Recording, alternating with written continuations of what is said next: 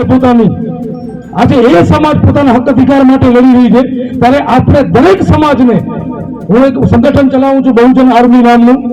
અને જ્યારે ક્ષત્રિય સમાજનું આંદોલન ચાલુ થયું ત્યારે પહેલો જ મારો સ્ટેટમેન્ટ હતો કે મારું સંગઠન ક્ષત્રિય સમાજના આંદોલનના સાથે રહેશે અમે ક્ષત્રિય અને મેઘવાળ અલગ નથી અમે ભાઈઓ જ છીએ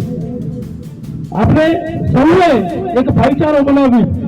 અને ક્ષત્રિય સમાજનું જે આંદોલન ચાલી રહ્યું છે એમની બહેનો અને એમની દીકરીઓ નહીં આપણી બહેનો અને આપણી દીકરીઓ છે આ હરામખોરો બોલ્યું છે આ વસ્તુ સમજી અને આપણે આગળ આવવું પડશે આપણે લડાઈ નથી લડવી હથિયારો નથી લેવાના હાથમાં આપણે શું કરવાનું છે 7 તારીખના જે વોટિંગ કરવાનું છે એ વોટિંગ ભાજપના વિરોધમાં કરવાનું એક મેં નવો સૂત્ર કાઢ્યો છે આજે કોંગ્રેસમાં જે ભાઈ લડી રહ્યા છે અમારા ધર્મગુરુ છે ક્ષત્રિય સમાજના રાજગુરુ છે દલિત સમાજના ધર્મગુરુ અને ક્ષત્રિય સમાજના રાજગુરુ છે પોતે જાતિના માતંગ છે એટલે મેં એક સૂત્ર પાડ્યું છે માતંગ કે મત બાકી મળી કે રથ માતંગને મત આપવાનો છે બાકી બધાને રથ આપવાની છે આજે આ સૂત્રને સાકાર કરવા માટે દરેક સમાજને આગળ આવવું પડશે આ દેશ માટે જો ક્ષત્રિયોએ બલિદાન આપ્યું છે તો આજે એ લોકો આપણી પાસે કઈ માંગી નથી રહ્યા